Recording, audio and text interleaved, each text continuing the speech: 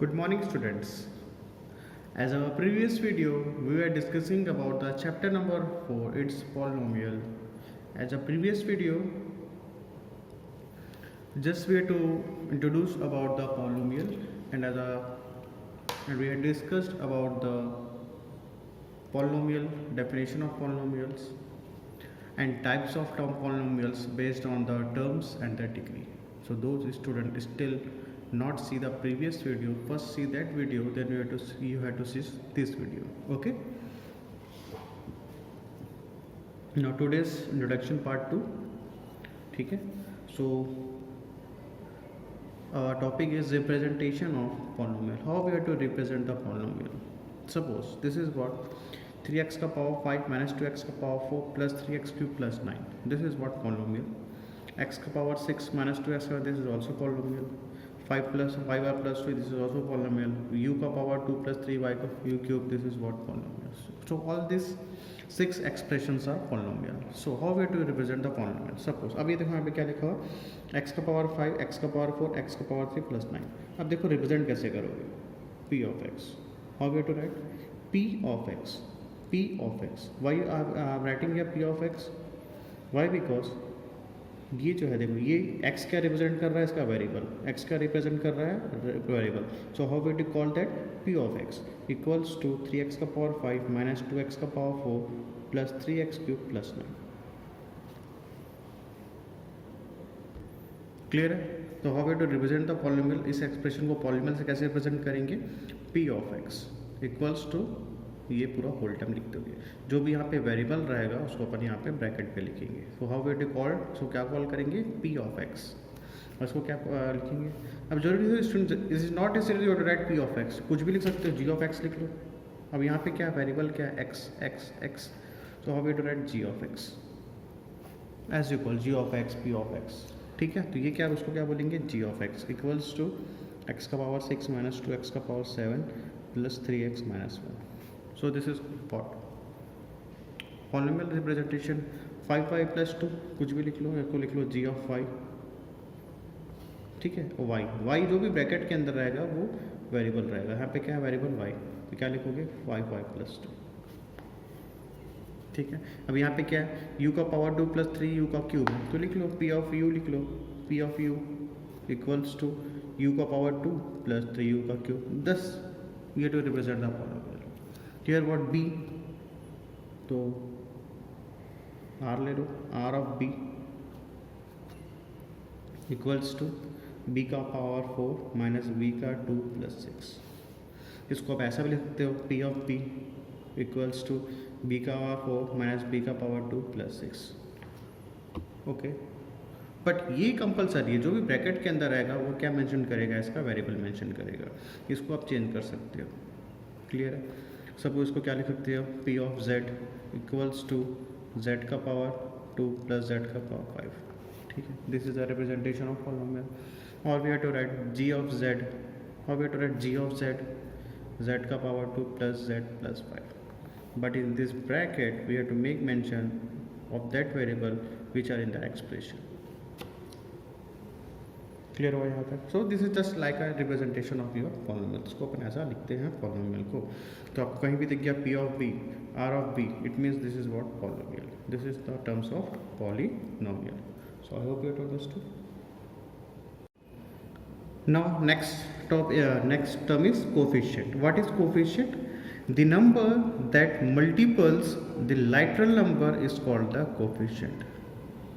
The number that multiples the lateral number is called the coefficient. देखो -5 का जो lateral number कौन सा होगा? x का पावर 4. 3 का lateral number कौन सा होगा? x का पावर 2. ठीक है, अब यहाँ पे देखो, suppose I am saying here, अब देखो ध्यान से, थोड़ा सा समझ, बहुत ईजी है ये. Suppose I am saying what is the coefficient of x का power 4. What is the coefficient of x का पावर 4? तो x का पावर 4 का जो कोफिशिएंट है, जिसके पहला टर्म क्या है यहाँ पे? -5. So I have written -5. Coefficient of x square, coefficient of x square क्या दिख रहा है आपको? Coefficient of x square plus 3. Coefficient of x, coefficient of x क्या है यहाँ पे? -2. Is it clear? तो x का जो पावर 4 है उसका कोफिशिएंट क्या है? -5 x का पावर 2 है, इसका कोफिशिएंट क्या है +3, what is the coefficient of x -2, ठीक है।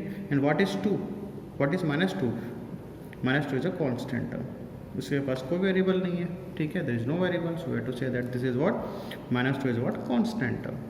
Is it clear? Now see here m³ - 3m² + 1, so what coefficient of m³, अब देखो कोफिशिएंट ऑफ m³ इसका जो लैटरल नंबर है क्या होता है, number that multiples the lateral number, तो m³ के पहले कुछ भी नहीं है तो nothing is there, it means what 1, तो m³ का coefficient of m³ is 1। Coefficient of m² का जो कोफिशिएंट है क्या यहाँ पे -3, तो coefficient of m² is what -3। Is it clear? And what is 1? 1 is what? Constant term. We had already discussed about the previous video. Constant polynomial. ठीक है, तो ये जो कांस्टेंट टर्म क्या हो जाएगा -2, मतलब इसके पास कुछ भी वेरिएबल नहीं होगा, यहाँ पे भी इसके पास कुछ वेरिएबल नहीं है, तो ये क्या कहलाएगा कांस्टेंट टर्म। तो कोफिशिएंट क्लियर हुआ। एक आधा एग्जांपल और लेते हैं, taking one example extra, one example, suppose I am saying here -5 x का पावर 6 -2 x का पावर 5 -7 x का power 2 -9। Now see here, what is the coefficient of x का पावर 6? कोफिशिएंट ऑफ x का power 6 ये क्या हो जाएगा -5, coefficient of x का पावर 5 -2, ठीक है ना। x का पावर 6 का कोफिशिएंट क्या है -5, x का पावर 5 का कोफिशिएंट क्या है -2, what is the coefficient of x square -7, ठीक है। And what is the constant term student, यहाँ पे कांस्टेंट टर्म क्या है आपका -9। So I hope you have understood what is constant term and what is coefficient, clear है, ठीक है यहाँ तक। Now see this fourth one, 3x³ + 2x, so what is the coefficient of x³? x³ का coefficient क्या है 3 है।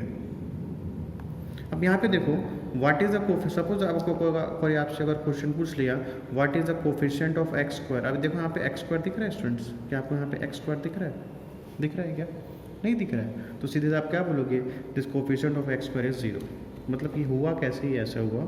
चला राइट 3x³ + 0 x² + 2x, चला राइट, लिख सकते हैं क्या इसको अपन 3x³ + 0 x² + 2x, yes we have to write by 0 into 0 it makes 0, so no need to make this one, तो इतना करने की जरूरत नहीं है।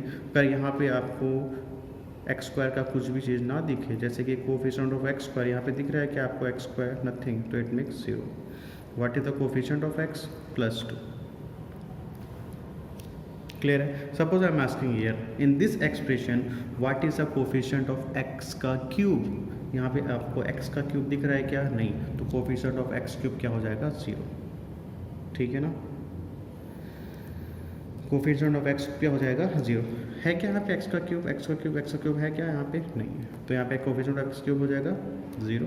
Suppose I am asking what is the coefficient of x का पावर 2, सॉरी x का power 4 ले लेते हैं, what is the coefficient of x का power 4 here, is there any term of the x का पावर 4, नहीं है, यहाँ पे x का पावर 6 है, x का पावर 5 है, x का पावर 2 है, तो कोफिशिएंट ऑफ x का power 4 is nothing, it makes 0, so there will be no